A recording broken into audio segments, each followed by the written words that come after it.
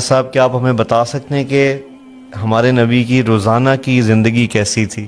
فجر کی نماز کے بعد آپ کا حلقہ لگتا تھا، اس میں ہر قسم کی باتیں ہوتی تھی. کبھی دین کی بات ہوتی تھی، کبھی دنیا کی بات ہوتی تھی، کبھی ہنسی مذاق ہوتا تھا. اللہ. پھر آپ جب ایک نیزے کے برابر سورج ہو جاتا تھا تو آپ 2 نفل پڑھتے تھے. تو اس کے بعد آپ مسجد سے نکلتے اور ہر اپنی زوجہ محترمہ کے پاس جاتے اور ان کا حال پوچھتے، اور اس کے بعد آپ تشریف لاتے اس گھر میں جہاں آپ کی باری ہوتی تھی.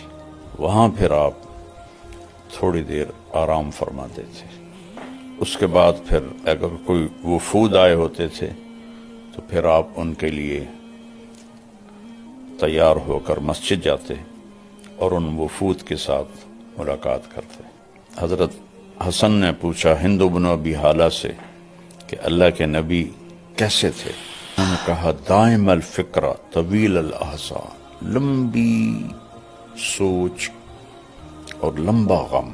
یہی سوال ایک صحابی نے حضرت عائشہ سے پوچھا اللہ کے نبی کیسے تھے؟ انہوں نے کہا کان ضحاکا بساما، بہت ہنسنے والے، بہت مسکرانے والے. جگہ کے بدلنے سے عمل بدل گیا.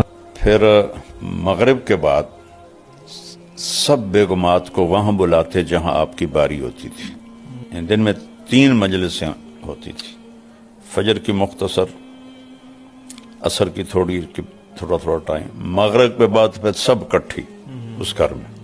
وہاں جتنی دیر وہ بیٹھیں اس کے لیے کوئی ٹائم مقرر نہیں ہوتا تھا. پھر وہ ساری عشاء سے پہلے اٹھ کے چلی جاتی تھی. اب عشاء کی نماز پڑھا کے آ کے فوراً سو جاتے تھے. لا ثمرۃ بعد العشاء، عشاء کے بعد کوئی مجلس نہیں ہے.